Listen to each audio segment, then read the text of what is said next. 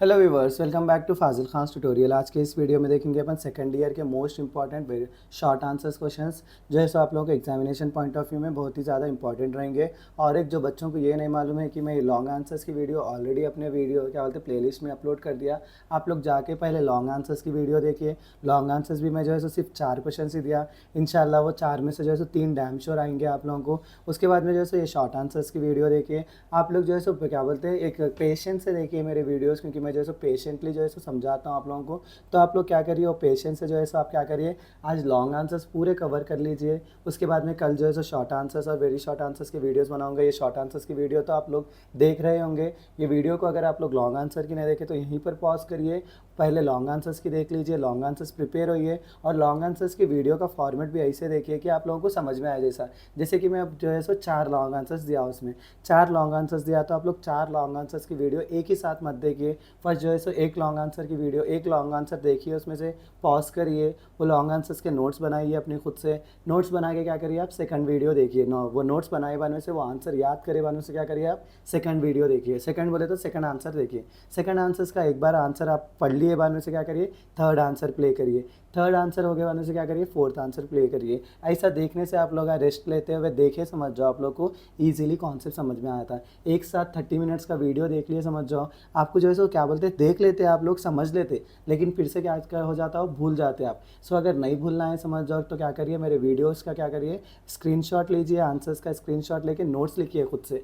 Notes लिखिए तो क्या होता है, आपको अच्छे से अच्छे मार्क्स भी आएंगे और आपको राइटिंग प्रैक्टिस होंगे और जो है अच्छे से दिमाग में भी जाएंगे वर्ड टू वर्ड। सो इस वीडियो में अपन शॉर्ट आंसर स्टार्ट करेंगे। सो मेरा first most short answer important क्या है, ये वाला है। देखो, explain any 4 causes for the Indian national movement. 4 causes क्या है इंडियन नेशनल मूवमेंट के।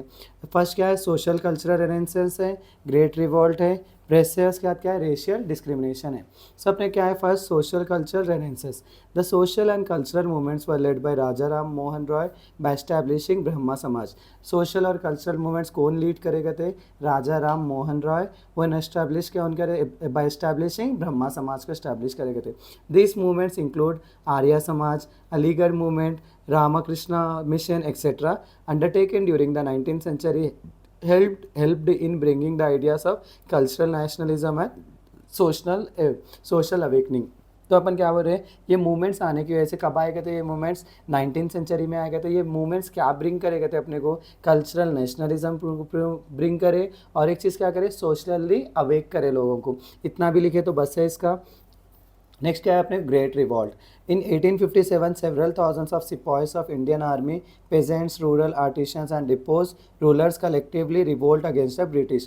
1857 में क्या करे, पूरे इंडियन आर्मीज के लोग और जो है सो जो भी पुजारीस रहते और रूरल आर्टिशंस रहते, उन लोग क्या करे, सब जने अगेंस्ट करे, क्या बोलते हैं, ब्रिटिश के अगेंस्ट गए, उन लोग के अगेंस्ट क्या करे, आर्म्स उठाए थे। उसको क्या बोल रहे हैं अपन, ग्रेट रिवॉल्ट बोल रहे हैं। The repressive policies of the British ruler, mainly doctrine of lapse, created anger among native princess. क्या बोलते हैं, रिप्रेसिव पॉलिसी जो ब्रिटिश रूलर की थी, क्या पॉलिसी थी वो, डॉक्ट्रिन ऑफ लैप्स, वो क्या क्रिएट करी, एंगर क्रिएट करी, किसके बीच में, नेटिव प्रिंसेस के बीच में। In 1857 the attack on British residency in Hyderabad made by Maulvi Alauddin and Turabaz Khan along with 5,000 people motivated nationalism and patriotism among Indians। क्या बोलते हैं, 1857 में जो है सो एक ब्रिटिश के रेसिडेंसी हैदराबाद में थी, उसके ऊपर अटैक करे थे। कौन करे थे, कहते मौलवी अलाउद्दीन करे और तुराबाज खान करे। कितने लोगों के साथ में, 5,000 लोगों के साथ में करे थे। उस चीज़ से क्या हुआ, लोगों के बीच में नेशनलिज्म मोटिवेट हुआ और पैट्रियाटिज्म हुआ इंडियंस के बीच में। पैट्रियाटिज्म बोले तो देश के रिलेटेड जज्बात बड़े बोल के बोल रहे। नेक्स्ट क्या है अपने, press. Newspapers, journals and dailies played an important role in developing the feelings of nationalism and patriotism among people। जब के ज़माने के न्यूज़पेपर, जर्नल्स और डेलीज क्या करें, एक इंपॉर्टेंट रोल प्ले करे। किसके लिए इंपॉर्टेंट रोल प्ले करे, एक फीलिंग डेवलप करने के लिए, किसके लिए, नेशनलिज्म की और जो है पैट्रियाटिज्म पीपल के लिए। They helped in communicating the demands, needs and aspiration of people to the British ruler. वो चीज़ क्या करे, जो है सो ये क्या बोलते हैं, न्यूज़पेपर, जर्नल्स और डेलीज क्या करे, कम्युनिकेट करे लोगों के डिमांड्स को, नीड्स को और जो है सो एस्पिरेशंस को ब्रिटिश रूलर के सामने। Some of them are the Hindu, Kesari, Navajivan, Amrita Bazar Patrika etcetera. तो ये क्या है, थोड़े पेपर्स के नाम बोलो, देखो हिंदू है, केसरी बोल के एक पेपर का नाम, नवजीवन है, अमृत बाजार है पत्रिका बोल के। Famous leaders like M.K. Gandhi, Motilal Nehru, Bal Gangadhar Tilak and others utilize press to spread their ideas of nationalism. जैसे कि लीडर्स जैसे कि मोहनदास करमचंद गांधी जी यूज़ करें, नेहरू जी यूज़ करें, बाल गंगाधर तिलक जी यूज़ करें, ये सब लोग क्या करें, प्रेस को यूज़ करके क्या करें, न्यूज़ को जो है सो स्प्रेड करने के लिए यूज़ करें, नेशनलिज्म को स्प्रेड करने के लिए।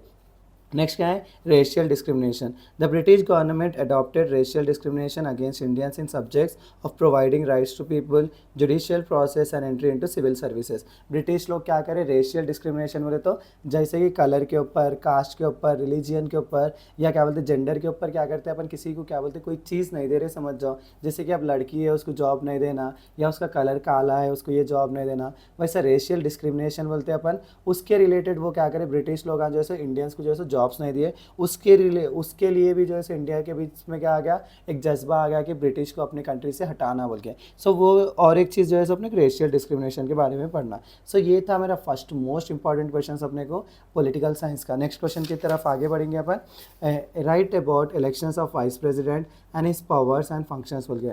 The vice president is the second highest authority in India. He act as the ex official chairman of the Rajya Sabha.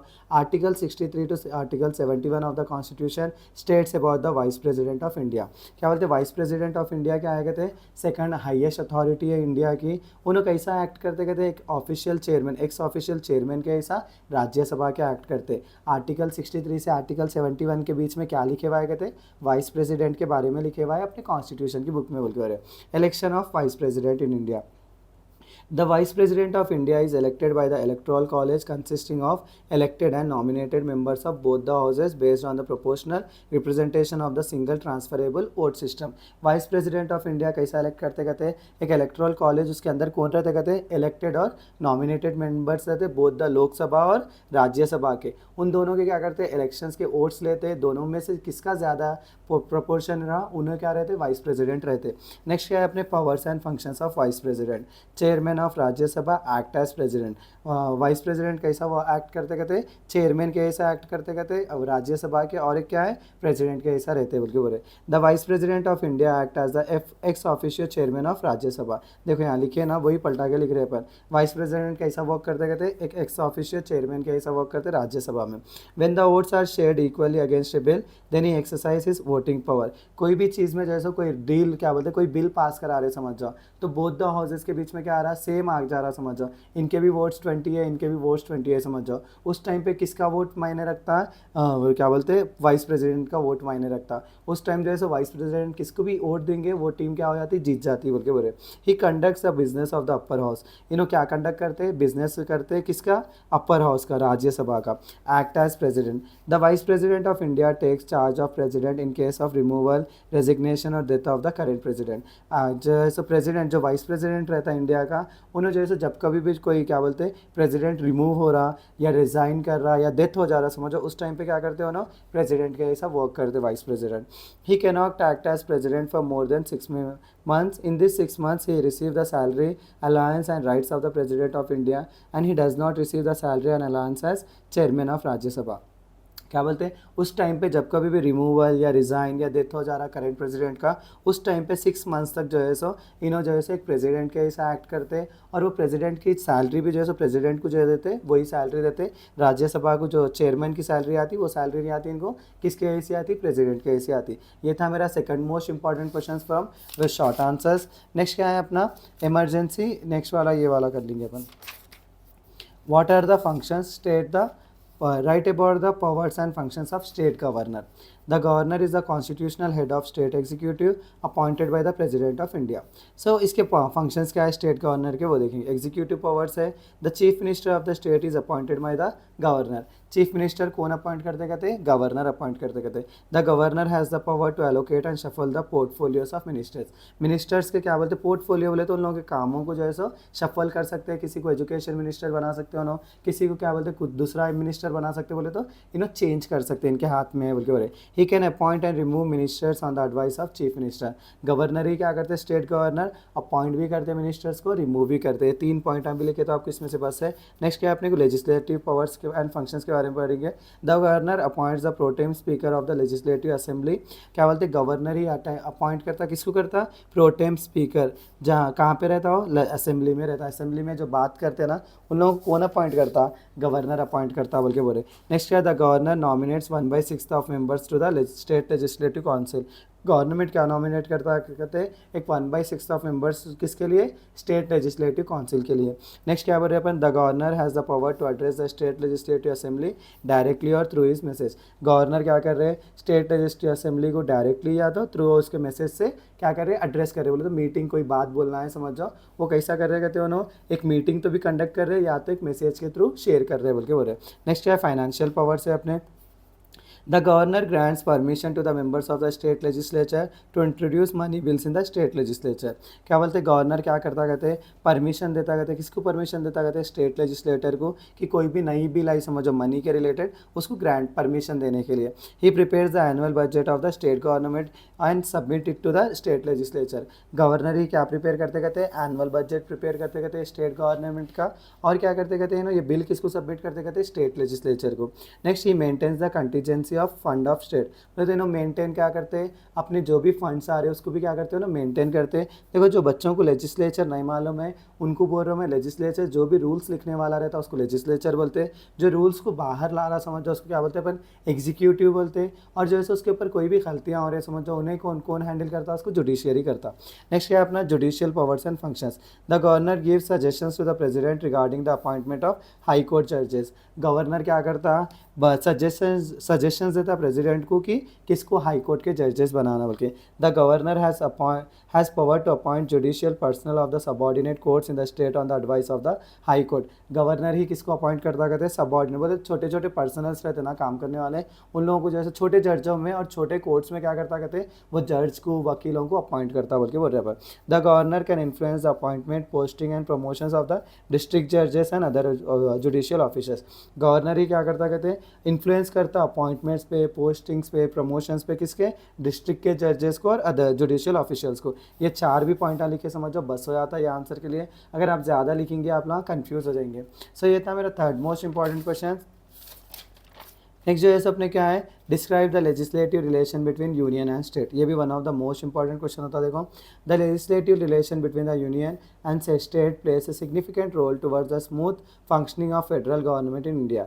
Legislative relation किसके बीच में, यूनियन और स्टेट के बीच में, सेंटर और स्टेट के बीच में क्या है, एक इंपॉर्टेंट रोल प्ले करता कोई भी काम ईजिली होने के लिए। जैसे कि फेडरल बोले तो डेवलपमेंट होने के लिए गवर्नमेंट, जैसे कि अपना स्टेट है तेलंगाना है, तेलंगाना और सेंटर कौन सा है, मोदी की गवर्नमेंट है। मोदी की गवर्नमेंट बीजेपी और जो है सो क्या बोलते हैं, अगर कांग्रेस अच्छे से काम कर लिया समझो, स्टेट में कौन है, कांग्रेस है, कोई भी कांग्रेस काम बोल रहा समझो, कोई बिल पास करा रहा समझो, अगर वो सेंटर क्या बोलते हैं एक्सेप्ट कर ले रहे समझो, कोई भी काम क्या होता है ईजिली हो जाता।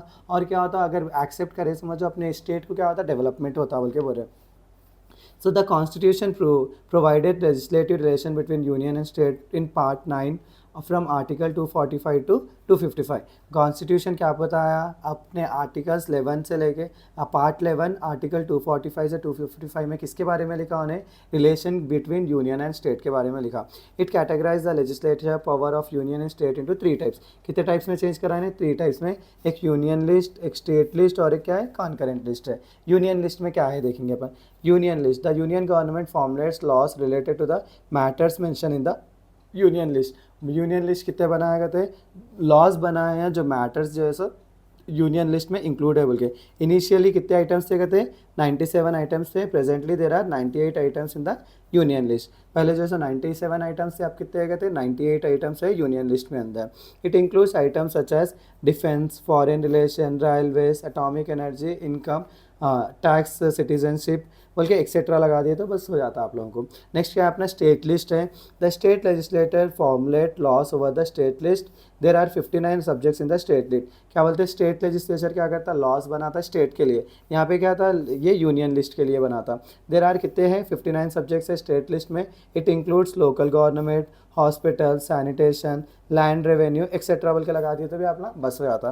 नेक्स्ट है concurrent list. Both the parliament and state legislature have the power to make legislation over the concurrent list. At present कितने आइटम्स है कहते हैं इसके अंदर, 52 आइटम्स है कहते हैं। It includes marriage, divorce, transfer of property contracts, bankruptcy, forest, education, labour welfare, stamp duties etcetera.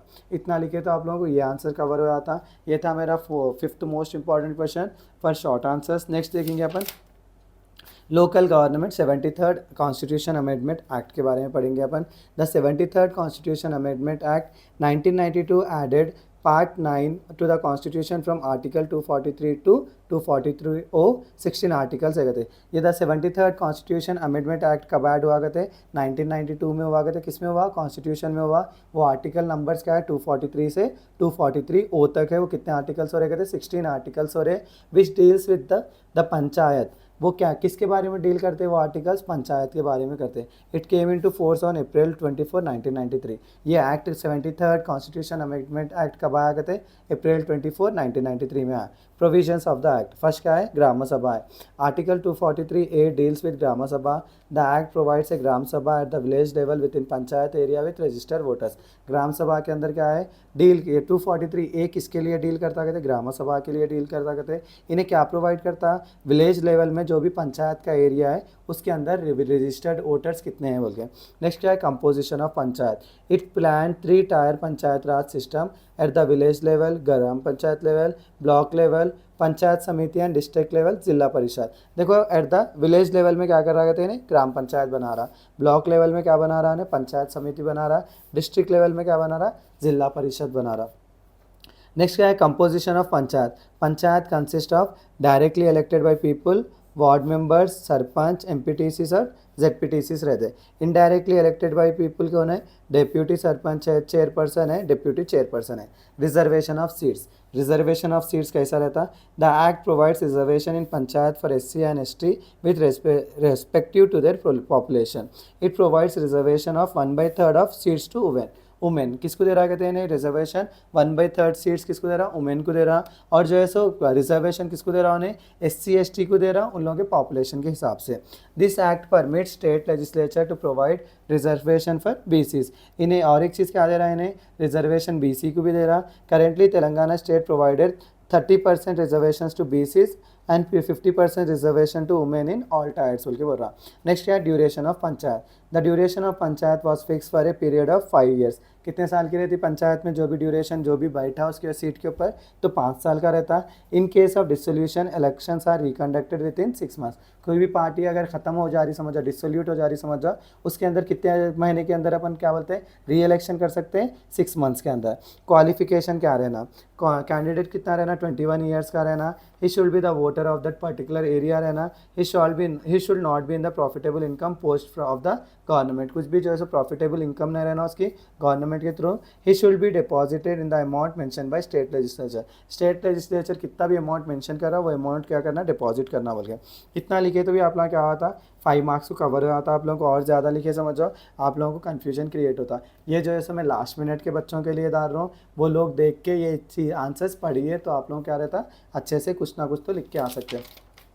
Next जो है सो मेरा मेन इंपॉर्टेंट क्वेश्चन क्या है, ये वाला है, वो क्या बोलते हैं अपने को, ये वाला आ रहा है या तो ये वाला आ रहा। तो अपन देखेंगे मॉडल कोड ऑफ कंडक्ट क्या है। Model code of conduct is a guidelines formulated by election commission for political parties and candidates during electoral process. These guidelines include the following. Model code of conduct क्या रहता है, rules and regulations रहता है। कौन देते हैं rules and regulations, election commission देती। किसके लिए देती, पॉलिटिकल पार्टीज के लिए देती। कब देती है, during electoral process. This guidelines include the government should not set new projects और वेलफेयर प्रोग्राम्स। जब कभी भी इलेक्शंस हो रहे समझ जाओ तो गवर्नमेंट कोई भी नए प्रोग्राम्स को स्टार्ट नहीं करना बल्कि बोल रहे government bodies should not undertake retirement. जब तक इलेक्शंस कंप्लीट नहीं होते गवर्नमेंट में कोई भी रहा समझ जाओ नहीं, रिटायरमेंट में नहीं आना। Elections campaigns are restricted elections देखे जैसे कि 3 दिन पहले इलेक्शन है समझ जाओ, 3 दिन के बाद में इलेक्शन है समझ जाओ, जब क्या होते हैं रैलीज वो सब चीज़ें क्या होते हैं बंद हो जाते हैं, क्योंकि उस टाइम पे रैलीज नहीं करना, liquid should not be distributed, शराब जो है सो नहीं बांटना बल्कि बोल रहे ruling party should not use it's power for campaigning, ruling party जो है सो अपने पावर्स यूज़ नहीं करना कैंपेन करने के लिए। ये था one of the most important question. Next देखो ये भी आ रहा है अपने को, briefly write about electoral reforms in India. Electoral reforms are the suggestions recommended by most of the committees and commissions, and they are as follows: criminalization of policies, politics and prevention measures। क्या बोल के बोल रहे first अपन criminalisation of politics and prevention measures से बोल के बोल रहे it's mainly due to the connection of political leaders with criminal and direct entry of criminal background candidates into politics. तो पहली चीज़ क्या कर रहे हैं, क्रिमिनलाइजेशन कुछ भी रहा समझ जाओ, उसके प्रिवेंशन मेजर्स क्या है उसको फॉर्मुलेट कर रहे हैं। नेक्स्ट क्या है, growing money power, ceiling on election expenditure, money plays an important role during elections, most of the leaders use the black money to buy voters, bribe leaders and present gift to voters, it leads to deprivation of genuine leader from winning। क्या बोलते हैं क्या बोलते हैं growing money, उस time पे क्या करते हैं मनी को जो है सो सील कर देते हैं। अगर आप लोगों का पैसा भी जो है सो उस टाइम पे क्या रहता है, आप लोगों को सभी को मालूम है जो है सो इलेक्शंस के टाइम में क्या रहता है, गाड़ियों के चेकिंग करते हैं, अगर ज़्यादा पैसा रहा समझो उसको पकड़ लेते हैं, कहाँ से ला रहे हैं, ये सब चीज़ें देखते। क्यों देखते हैं ये सब चीज़ें, क्योंकि इलेक्शन कमीशन वाले क्या बोल रहे हैं, अगर कोई भी जो है सो एक्स्ट्रा मनी बायर्स को खरीद रहा है अपने ब्लैक मनी से, तो उसको क्या करो बोल रहे रोक दो बोल के बोल रहे हैं। नेक्स्ट क्या है, use of caste and religion in elections. The election commission appeal section 8I of representation of people act to disqualify those candidates from contesting elections who spread enmity among people using tribe, caste, religion, community etc। जैसे कि अब थोड़े electro क्या बोलते हैं voters रहते, क्या बोलते हैं उन क्या बोलते हैं कोई सीट होना है समझ जो जब क्या करते हैं रिलीजन बेस पे या कास्ट के बेस पे या कोई भी चीज़ ऐसा कर रहे हैं समझ जाओ, तो उन लोगों क्या करने का है, बैन कर देने का है, वो लोग जो है सो अपना वोट जो है सो कास्ट के बेस पे नहीं लेने का है बोल के बोल रहे हैं। नेक्स्ट है objections on preparation of electoral rolls. In order to avoid the missing of genuine voters and presence of bogus entries, the Election Commission urges voters to check their names in the voter list before and complete। In the case of missing, it also enters the voter list in its websites। क्या बोलते हैं objection preparation of electoral rolls जो है सो वो लोग prepare करते हैं। क्यों प्रिपेयर करते बोले तो कोई भी वोटर जो है सो मिस नहीं होना और बोगस वोटर्स नहीं आना। बोगस वोटर्स बोले तो किसको बोल रहे, कोई भी दूसरे स्टेट में रह के उन्हें क्या करता इसमें जो है सो अपनी लिस्ट में डाल देता और क्या करता इलेक्शन में वोट डाल देता, या कोई मर गए समझ जाओ उसके जगह पे क्या करता कोई दूसरा जना आके वोट डाल देता। तो उस चीज़ों को क्या करते हैं हर टाइम इलेक्शन हुए समझ जाओ अपने इलेक्ट्रल रोल्स जो भी रहते हैं ना वोटिंग लिस्ट उसको क्या करते रहते अपडेट करते रहते हैं। नेक्स्ट क्या है, electoral photo identity cards. In order to avoid bogus votes the election commission has issued electoral photo identity card to the voters. क्या बोलते हैं लोगों की पहचान होना बोल के इलेक्शन कमीशन क्या दे रहे हैं, एक इलेक्ट्रल आइडेंटिटी कार्ड दे रहे हैं, अपना वोटर आईडी रहता ना वो चीज़ दे रहे बोल के बोल रहे। मॉडल कोड ऑफ कंडक्ट, ये जो पढ़े अपन वही पलटा के लिखने का है। सो ये था मेरा most important question. Next question क्या है अपना, वेरियस टाइप्स ऑफ टेररिज्म है अपना।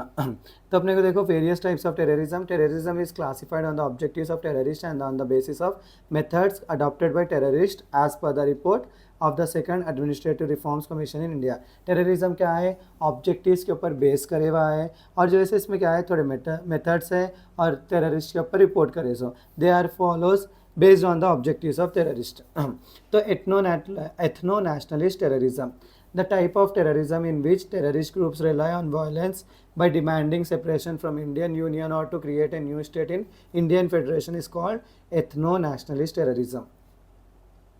एथनो नेशनलिस्ट टेररिज्म किसको बोल रहे हैं अपन, जब कभी भी टेररिस्ट ग्रुप्स क्या कर रहे हैं एक ग्रुप बना रहे और क्या कर रहे हैं सेपरेट अपने को क्या बोलते हैं स्टेट होना बोल के डिमांड कर रहे हैं समझ जाओ, वैसे टेररिज्म को क्या बोल रहे हैं अपना एथनो नेशनलिस्ट टेररिज्म बोल रहे हैं। जैसे क्या बोलते हैं डिमांड कर रहे हैं लोगों की क्या बोलते हैं तेलंगाना अलग हो जाना और क्या बोलते हैं या खालिस्तान, यहाँ पे देखो एग्जाम्पल दिया उन्हें टेररिस्ट अटैक डिमांड्स पर Khalistan, Jammu and Kashmir, greater Nagaland etcetera.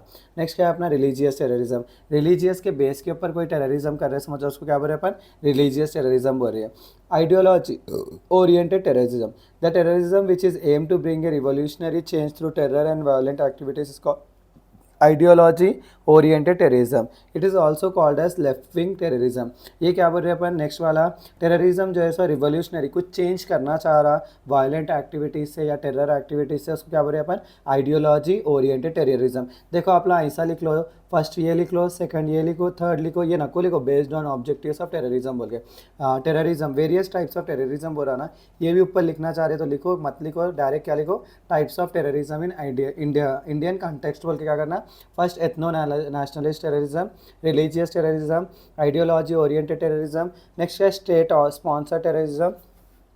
The terrorist activities which are done to create insecurities across the border of the neighboring countries are called state-sponsored terrorism. It is also called as cross-border terrorism. जो terrorist activities करते हैं अपन क्या create करने के लिए, insecurities दूसरे borders के through, जिसके क्या यूज़ कर रहे हैं वहाँ पे भी अपन नाइबरिंग कंट्रीज़ को जैसा इनसिक्योरिटीज़ दे रहे हैं, समझ जाओ, उसको क्या बोल रहे हैं अपन, स्टेट स्पॉन्सर टेररिज्म बोल रहे हैं. इसको और एक नाम क्या है अपना, क्रॉस बॉर्डर टेररिज्म. यहाँ तक 4 हो गया ना अपने. पांचवा देखो ना, narco terrorism and sandalwood terrorism. ना पुष्पा मूवी देखे होंगे ना कई सारे बच्चे, उसमें क्या हो जा रहा है, सैंडलवुड को चोरी करके बेच रहे ना, वो भी क्या है, एक टाइप ऑफ टेररिज्म है, उसको भी क्या है, सजा है. The type of terrorism which indulges in trade of narcotics and sandalwood is called as narco terrorism and sandalwood terrorism. Example में देखो, illegal traffic zones in north west India and sandalwood smugglers in the forest area of Karnataka, Tamil Nadu etcetera. Next क्या है देखो अपने को, cyber terrorism. Online से जो है सो आप लोगों के साथ धोखेधड़ी हो रही, या क्या बोलते हैं आप लोगों को मारने के धमकियाँ आ रहे, या आपका पैसा लूट ले रहे, समझो, उसको क्या बोल रहे हैं अपन, साइबर टेररिज्म. साइबर का मतलब क्या है, इंटरनेट के through. Suicide terrorism. Suicide terrorism क्या कर रहे हैं, the terrorism which is done by using suicide bombers for creating massacre in the society on a large scale is called as suicide terrorism. Bomb blast कर रहे, समझ जाओ, उसको क्या बोल रहे हैं अपन, सुसाइड टेररिज्म बोल रहे हैं. ये था मेरा मोस्ट इंपॉर्टेंट क्वेश्चन. और एक नेक्स्ट क्या है अपने को, describe various anti corruption loss in India. The Indian government has introduced several anti-corruption laws to control corruption at various levels. The Prevention of Corruption Act 2018. This act was passed as an amendment to the Prevention of Corruption Act 1988. First चीज़ देखो, corruption किसको बोल रहे हैं, लालच को बोल रहे हैं. कोई काम करा रहे, समझो, उसमें पैसे दे के काम करा रहे, समझो, गवर्नमेंट ऑफिसर्स से, उसको क्या बोल रहे हैं अपन, करप्शन बोल रहे हैं. उसको रोकने के लिए जो है सो गवर्नमेंट वाले, इंडिया के गवर्नमेंट वाले कई सारे एंटी करप्शन एक्ट्स निकाले. तो पहला जो है सो ये the prevention of corruption act 2018 का इसका है, कहते हैं ये पहले से ऑलरेडी था अपना प्रिवेंशन ऑफ करप्शन एक्ट 1988 को चेंज करके क्या करें बोलना, प्रिवेंशन ऑफ करप्शन एक्ट 2018 बनाए. The main objective of this act is to restrict the public servants from accepting or requesting for illegal pleasures to perform the official functions. If any allegation on the official is proved then he or she will be punish severely. देखो ये act क्यों बना है, main objective क्या है, जो civil servants रहते हैं, जो भी पुलिस में है या गवर्नमेंट ड्यूटीज़ में रहे, कोई काम करने के लिए लोगों के पास से पैसे ले रहे, समझ जाओ, या इलीगल प्लेजर्स ले रहे, समझ जाओ, उसको क्या बोल रहे हैं अपन, उसको रोकने के लिए अपन क्या करें, ये एक्ट निकाले. अगर कोई प्रूव हो गया, समझ जाओ, नहीं क्या बोलते, लालच ले रहा या ब्राइब ले रहा बोल के, तो उसको क्या करें, सीवियरली पनिश करें. In addition to them, who gives bribes or intermediate person were also made responsible under act. इसमें और एक चीज़ क्या बोल रहे, जो ले रहा उसको भी सज़ा दे रहे, जो दे रहा उसको भी सज़ा दे रहे बोल के बोल रहे.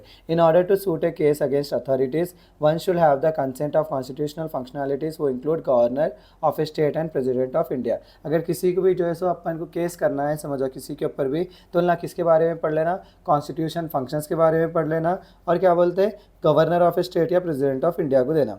The act that are helpful for filing corruption cases are the Prevention of Money Laundering Act 2002 and Right to Information Act. Central Vigilance Committee were established to look out the public servants in order to curb the corruption. The committee has implemented do's and don'ts for citizen. ये act को help करने के लिए, corruptions को रोकने के लिए क्या करें अपन, the prevention of money laundering act निकाले 2002, और एक क्या एक्ट निकाले, right to information act, central का विजिलेंस कमेटी वाले निकाले. ये चीज़ें किसके लिए निकाले, सब चीज़ पब्लिक सर्वेंट्स को जो है ब्राइब लेने से रोकने के लिए. In order to curb the corruption, corruption रोकना है, समझ जाओ, तो कमेटी क्या करे, कमेटी वाले क्या करे, डूस जो चीज़ें करना है उस चीज़ के बारे में बनाए, और डोंट्स के बारे में रूल्स एंड रेगुलेशंस बनाए बोल के बोल रहे अपन. नेक्स्ट क्या है अपना, smart governance. Smart governance, what is e governance, discuss the merits and demerits of e governance. देखो स्मार्ट गवर्नेंस और ई गवर्नेंस हो, आप एक आंसर ही लिख सकते हैं. E governance stands for electronic governance बोले. It is also called as paperless governance. Under this, the government functions on the basis of information technology, internet, and under web based telecommunication technologies. क्या बोल के बोल रहे हैं अपन, ये government के अंदर जो क्या बोलते हैं ई गवर्नेंस के अंदर कौन सी भी चीज़ कैसा होती कहते हैं इंटरनेट के थ्रू या तो वेब बेस्ड होती बोल के बोल रहे हैं अपन। इतना लिख लेंगे।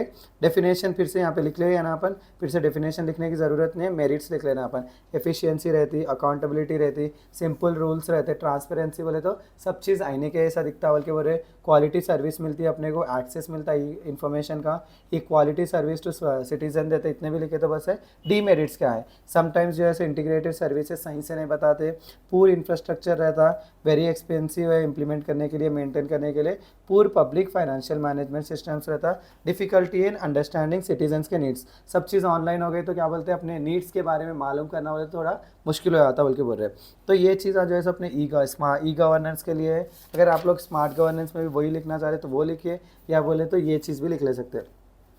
Smart means simple, moral, accountable, responsible and transparent. Smart का फुल फॉर्म क्या कहते हैं, एस से सिंपल, एम से मोरल, ए से अकाउंटेबल, आर से रेस्पॉन्सिबल और ट्रांसपेरेंट बोले। Following are the various components of smart governance. E governance smart governance के अंदर ही चाहता। एडमिनिस्ट्रेटिव परफॉर्मेंस इंप्रूव करने के लिए अपन स्मार्ट गवर्नेंस यूज़ कर रहे हैं। एलिमिनेट पेटी पॉलिसीज़ को अवॉइड कर रहे हैं। इन्हांस क्या कर रहे हैं अपन, ट्रांसपेरेंसी और अकाउंटेबिलिटी कर रहे हैं। एफिशिएंसी को बढ़ा रहे, और क्या बोलते हैं पब्लिक पॉलिसी को जैसे ईजिली अपन क्या करें लोगों के बीच में ला सक रहे। लीडरशिप कम्युनिटी को बढ़ा रहे अपन। इनोवेशन, नए पब्लिक सर्विसेज को ला रहे। डिसीजन मेकिंग और क्या बोलते हैं प्लानिंग को अटेंशन दे रहे बोल के लिख रहे तो बस है अपन। नेक्स्ट क्या है, institutions like the National Institute for Smart Governance and Center for Good Governance were established in Hyderabad to provide some means to enhance smart governance। क्या बोलते हैं institutions like क्या बोलते हैं national institute for smart government और centre for good governance क्या करें establish करें हैदराबाद में। किसके लिए इस्टेब्लिश करें कि अपने स्मार्ट गवर्नेंस को इम्प्रूव करने के लिए। इतना लिखे तो बस है आप लोग। नेक्स्ट क्या है अपने को, right the features of Indian policies. Foreign policy. Indian plays an active role in international politics and relation among nations since 1947। India क्या कर रहा है इंटरनेशनल पॉलिसीज़ के लिए इंपॉर्टेंट रोल प्ले कर रहा है और दूसरे कंट्रीज से जैसे रिलेशन में कब से 1947 से लिए। तो दो अपन इंडियन पॉलिसीज़ के बारे में पढ़ेंगे। फर्स्ट वाला क्या है इंटरनेशनल पीस, सेकंड वाला क्या है Panchsheel. The Indian foreign policy intends to promote friendship, cooperation and peace with all countries regardless of their economic and political system। The Indian foreign policy क्या कर रहा है, फ्रेंडशिप को प्रमोट कर रहा, कोऑपरेशन ले रहा, पीस दे रहा पूरे ऑल अदर कंट्रीज़ के लिए कि इर्रेस्पेक्टिव ऑफ क्या होता है रिगार्डलेस ऑफ उन लोगों की इकोनॉमिक क्या है, पॉलिटिकल सिस्टम क्या है, उसको छोड़ के उन्हें क्या कर रहा, क्या प्रमोट कर रहा, फ्रेंडशिप को प्रमोट कर रहा, कोऑपरेशन को प्रमोट कर रहा और पीस को प्रमोट कर रहा बोल के बोल रहे। Article 51 of the chapter 4 of the Indian constitution insists the state to work for achieving